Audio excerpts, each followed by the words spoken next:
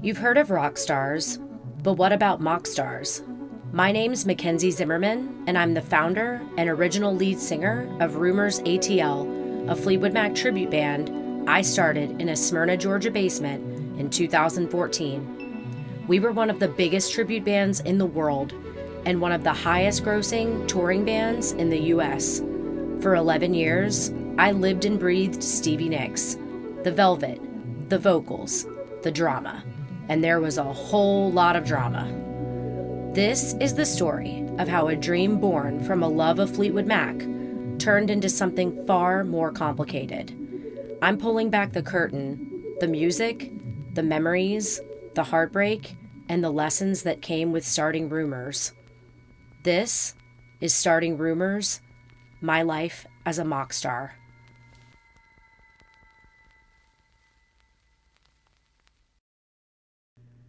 The following episode contains personal stories based on real events, including references to domestic violence and emotional abuse. Some names and identifying details have been changed to protect privacy. Please take care when listening. It all started when I was just 5 years old, sitting in the back seat of my mom's Honda Accord on our way home from a shopping trip. I heard the spooky guitar, the droning cowbell, and that voice. The voice that completely changed my life. Of course, I didn't know that at the time, but that voice would go on to shape not only my career, but strangely, how I lived my life. I got my mom's attention and asked, "Hey, Mommy, who's that singing?" She responded, "Oh, that's Fleetwood Mac. They're a band from the 70s when I was a kid." I said, "No, Mom. Who's the girl singing?" She told me her name was Stevie Nicks. I proclaimed right then and there that I wanted to be Stevie Nicks.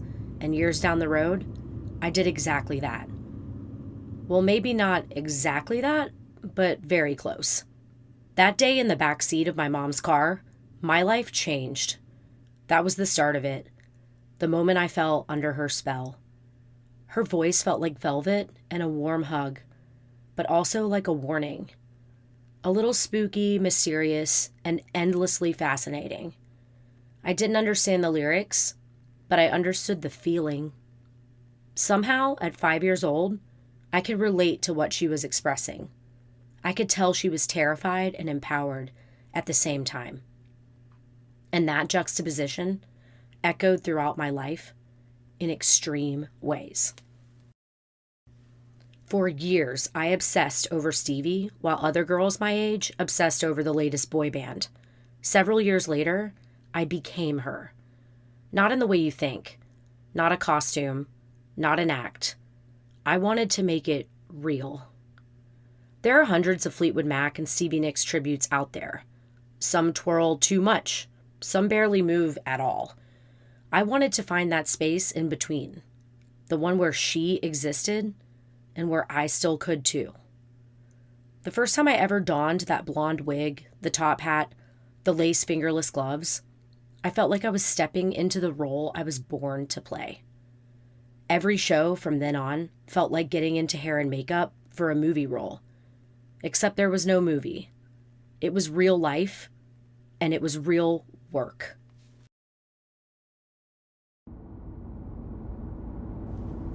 Getting up early in the morning for bus call, riding down the highway for hours at a time, sometimes in a cramped van, and later in a loud school bus turned tour bus.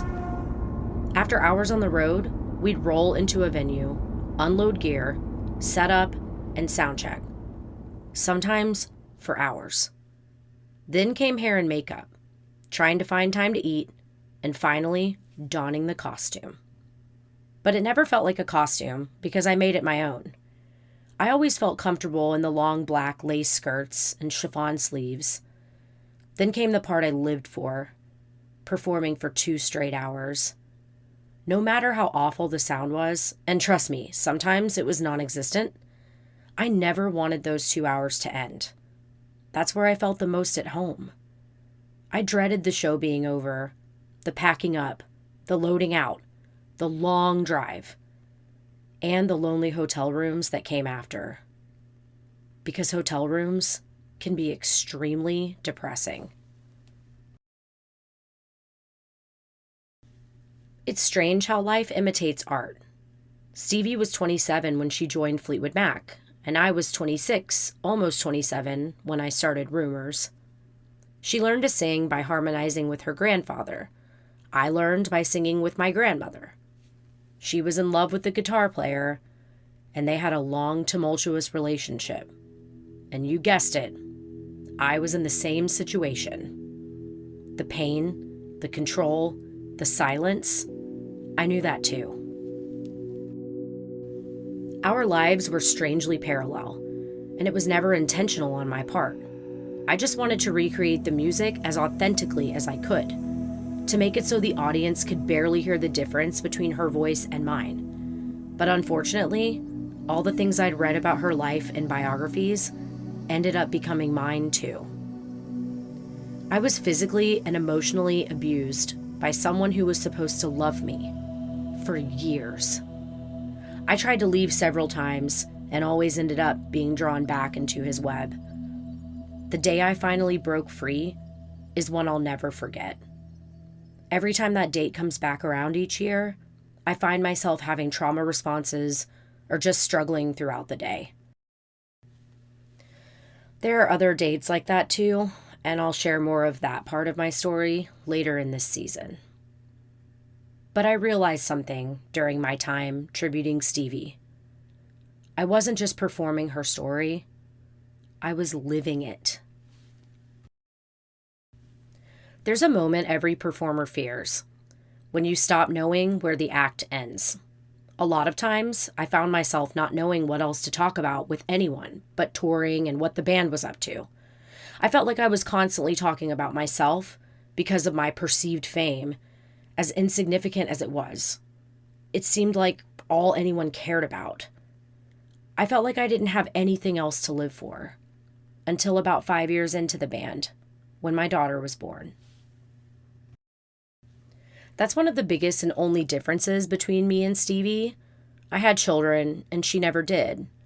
She was far more career-driven than I ever was. She gives everything to her fans, including her entire self. I couldn't fully go there. I purposely hid in the van or the bus after shows. I didn't try to interact with fans most of the time. Fans meant well, but they didn't want me. They wanted her. My hair, my weight, my tattoos, everything was judged and measured against her.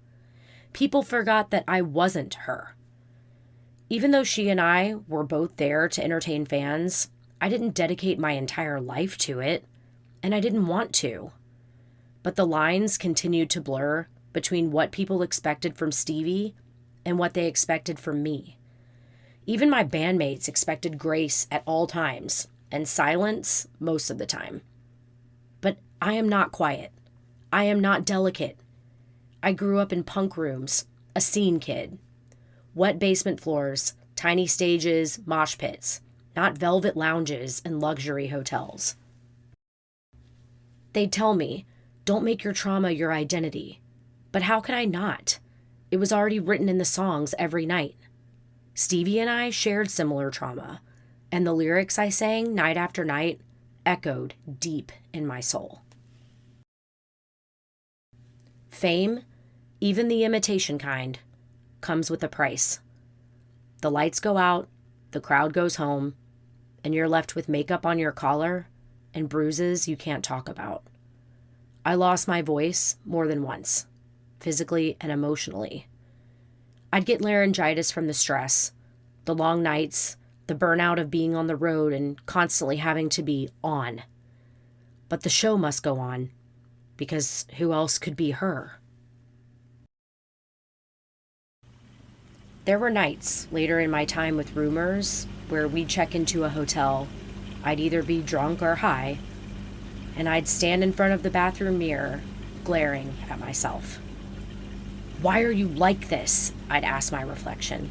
Why do you care so much? It's only a job. It's just music, Mekenzie. Get a grip.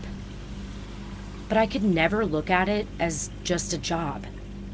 It was impossible to go from the high of being on stage to a dark, damp hotel room and suddenly switch off the Stevie and go back to being just Mekenzie. It was everything to me, and there was so much more at stake for me than for anyone else. I created this whole thing. Any failure on the band's part felt like a failure on mine, whether it was my fault or not. And sometimes it was. I lost my shit on venues, sound guys, even fans at times. There were so many moments when my voice got lost, especially among the endless noise of booking agents and promoters blowing smoke up my ass. Fans would demand certain favors, and when I wouldn't comply, they'd write nasty reviews about the shows, pointing the blame squarely at me. I blamed myself for everything and let myself get lost in that blame. I believed a lot of the lies other people were telling about me. I gaslit myself while being gaslit by almost everyone else around me. Don't get me wrong, there were a few good eggs here and there. The band replaced so many people over the years, it's almost hard to keep track of everyone. But every single person who came and went, or came and stayed, had a significant impact on my life. Sometimes good, sometimes bad. To me, that's just life, though. Even with family, things can get dysfunctional. And in this band, they often did. It was like being married to 5 people you'd never choose to marry, despite the fact that I actually did marry someone in the band. That marriage didn't last long and was one of the most dysfunctional relationships I've ever been in. Divorcing him was hard, but divorcing the 5 others was way harder. I cherish the memories I made with everyone, especially those who had my back and weren't constantly trying to hide their lies, soak up my spotlight, or take credit for something they never built. I'm not discrediting anyone, but not a single one of them actually came up with the idea, the branding, or the social media presence that the band had. That was me. Some of the players over the years were incredible. Some could have used a bit more work, and honestly, I'm shocked they continue to ride the coattails of the success. But I guess that's what happens when you hide behind someone else's illusion. I guess what I'm trying to say is that I got really tired of being treated like the crazy one all the time. When behind closed doors, I was literally being thrown to the floor, screamed at, choked, and worse. It wasn't until that abuse was turned on them that I felt like they truly had my back. But then I realized they only stood up for me because they were finally being treated the way I'd been treated for years. It wasn't that they actually believed me or cared about what I'd gone through. It was that they didn't want to go through it themselves. And that's when Alex was finally fired, in 2022. And he made my life a living hell for the next year, until his untimely death in March of 2023. He was fired from a hotel room after starting a huge fight with everyone in the band and hiding keys to our rental van, making us look irresponsible to the venue. That story is crazy, by the way. We were in Austin, Texas, and the week before we took off for this run in Texas, we had told him that he had to drive himself because none of us could stand being in the van with him for that many hours on end. He was just that volatile. So he drove himself, and his way of punishing us was to hide the keys to our van and make us look like a bunch of drunk idiots scrambling around, opening up cases, looking for these keys at freaking Austin city limits. I knew that the people that had booked us, that were standing there, were looking at us like we were insane. And they didn't care that some bandmate was playing what seemed like a practical joke on all of us. But here's the thing about narcissists. One of the biggest things that they do is they hide something that's important to you right there in plain sight. And they make you look crazy for looking for it. I had asked him, hey, do you know where the keys to the van are? And I have no idea what you're talking about. So I went back in and I helped everybody look for them under the stage, backstage, in trash cans. In our own cases. We looked everywhere. Then when another bandmate went out and asked him, he said, I've already been asked that question. So we're scrambling and scrambling and scrambling. And we finally find them sitting on a freaking ironing board in the bathroom. Just right there, sitting on the ironing board. That whole debacle was at least an hour and a half long. When we got back to the hotel that night, we knew the next morning we have got to write a letter and get this guy out officially. And that's what we did.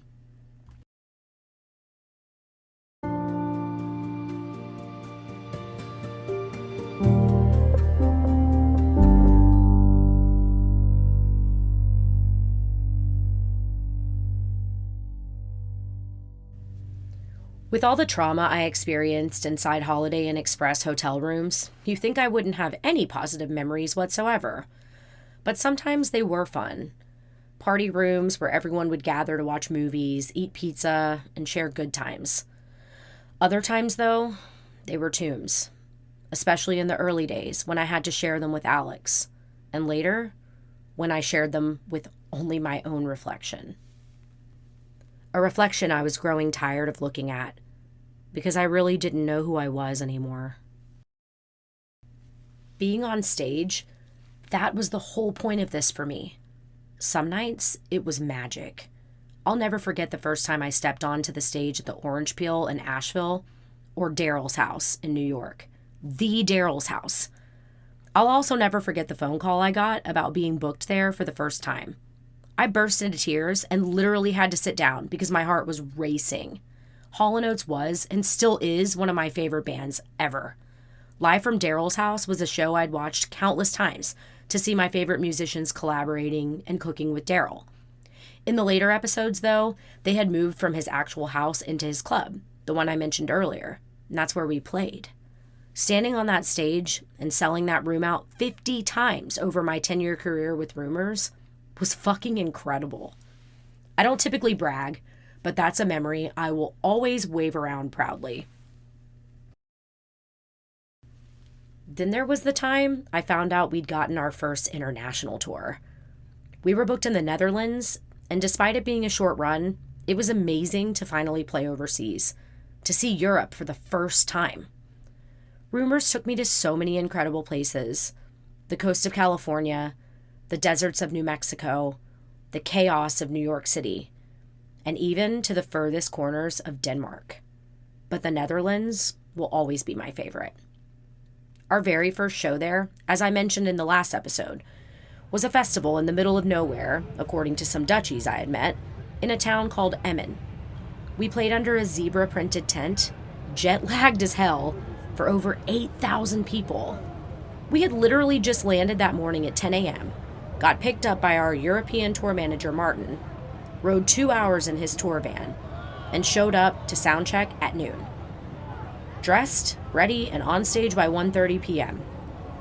I'll never forget the feeling or the sound of 8,000 people chanting, cheering, and singing along with us. It was pure magic. But sometimes, despite all the wonderful memories, that same stage that felt like heaven turned dangerous. One night, a fan grabbed my maracas, and after I asked her nicely to put them back, she threw them directly into my face. It was so triggering, I ran off stage and had to get a police officer to escort me back to the stage.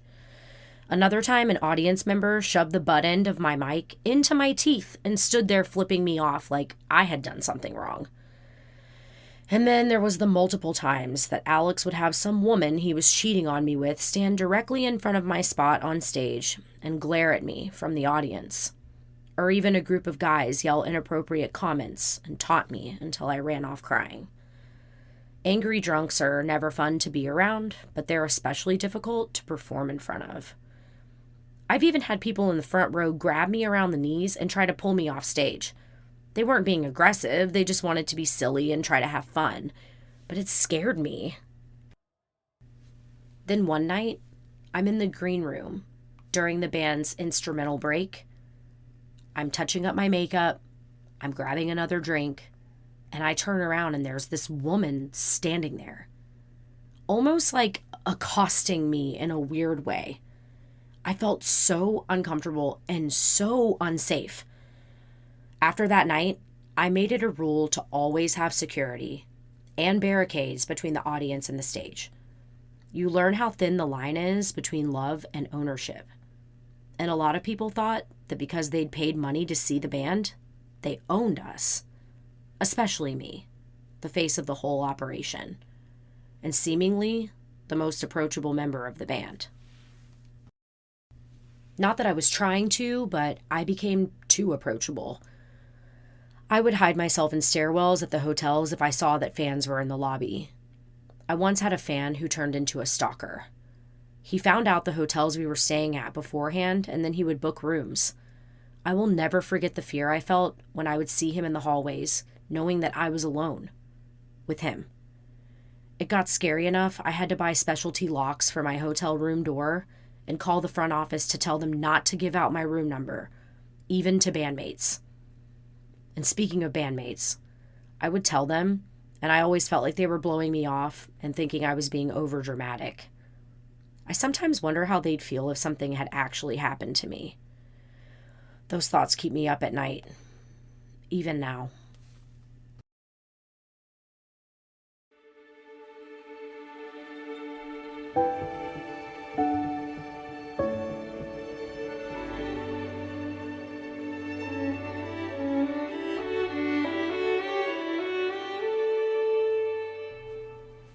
I have no fear.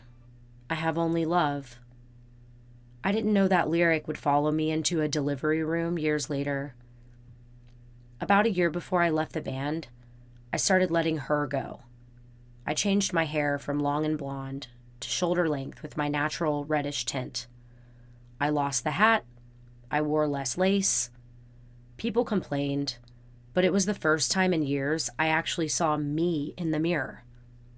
Walking away wasn't quitting. It was coming home. I knew it was time to leave when other band members started treating me the same way Alex did, even though I wasn't in a relationship with any of them. I'd get stalked online by members of my own band when I lost my voice, just to make sure I wasn't off doing something else. They'd expect me to be sitting alone in my moldy hotel room, spending hundreds of dollars on takeout food. I'd get told what I was wearing wasn't very Stevie looking, while that same member wore jeans, sweat-stained undershirts, and leather jackets and called that a wardrobe. And I missed my kid. No one seemed to care that I was a single mother, sending her off to a friend or family member every week, even though some of them were parents too. It's like they didn't care. And I knew why. Let's just say I wasn't the only one whose life was imitating art. I cared about my child's feelings. The way she'd look at me with tears in her eyes and ask, "How long will you be gone this time, Mommy?" Sometimes it wasn't just a weekend. Sometimes it was 2 weeks. The time away from home kept growing longer. I also got sick of fans asking me, either online or at the merch table, where my daughter was, or who she was with, or how I could possibly be away from her. Like mothers don't work too. But looking back now, knowing what our schedule looked like, I can understand the curiosity. I left my daughter's father because I didn't want her raised by a woman who didn't stand up for herself. A woman who let people, including partners and coworkers, walk all over her. That wasn't, and still isn't, the daughter I'm raising. So I made up my mind in early 2024. My last show would be New Year's Eve. I planned to tell the band 2 months before, to give them time to find someone new.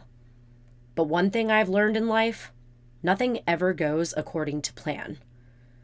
When I went to tell them, some drama had erupted. I don't even remember what about, and I didn't feel like it was the right moment, so I waited. New Year's Eve came, and I was ready to finally tell them, to give my 2 months' notice. But that night, one of the members made a wonderful announcement about their family, and I couldn't bring the room down after that. So I stayed silent, like I was used to doing. It wasn't until I found out I was pregnant in late January 2025 that I finally decided it was time to quit. I told them in early February that I planned to tour until the first weekend in July, my last run of shows at Daryl's house, fittingly. I explained that I'd toured until 34 weeks pregnant with my daughter and I wasn't going to do that again. They seemed to understand. But something was brewing behind the scenes. I could feel it. It was thick, palpable, obvious. They were already replacing me, without remorse, without hesitation, without even pretending I'd be missed. I felt the shift. From the weird looks around the room at each other at my mere mention of my last shows in July, to the flippant excuse of 30 days isn't enough time after your departure to replace all the promotional photos and videos.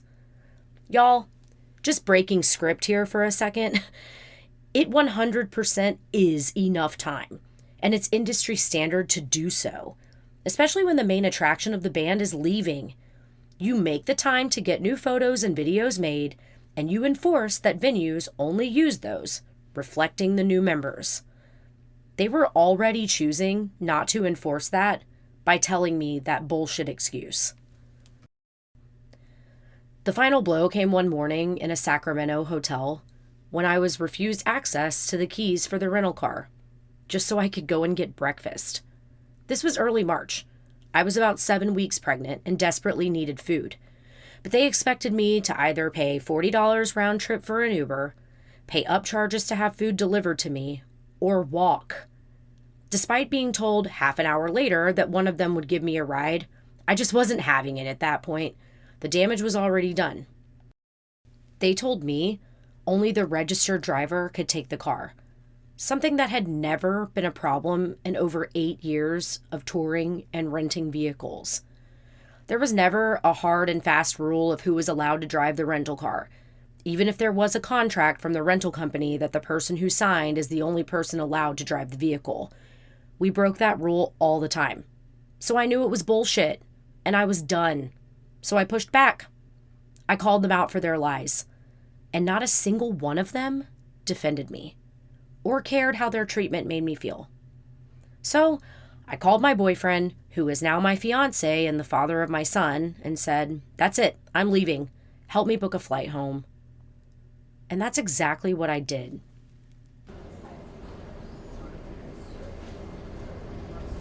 I got an Uber and headed to the airport, where I lingered all day, pacing around, texting, talking on the phone, drinking non-alcoholic wine, pretending it would calm my nerves. They changed passwords to the social media accounts that I'd created. They didn't reach out, except to say, "Don't do or say anything that'll ruin our reputation." So I'll say this with my full chest. I did nothing and have done nothing since to ruin their reputation. Any damage done to their reputation is their own doing and undoing.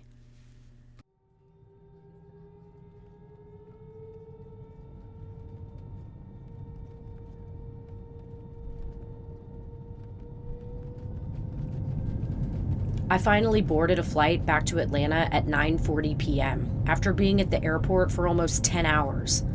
When the plane took off at 10:19, the freedom I felt was invigorating. I watched the sunset in Sacramento and landed just in time to watch it rise over Atlanta. I realized then, driving back to my apartment, that leaving the band was like cutting the final cord that was attaching me to my abusive relationship with Alex.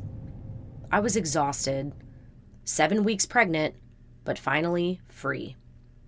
Free from the lies, the abuse, the constant barrage of bullshit, and the pressure to play a role that, although I'd created it, had been twisted into something unrecognizable by everyone else.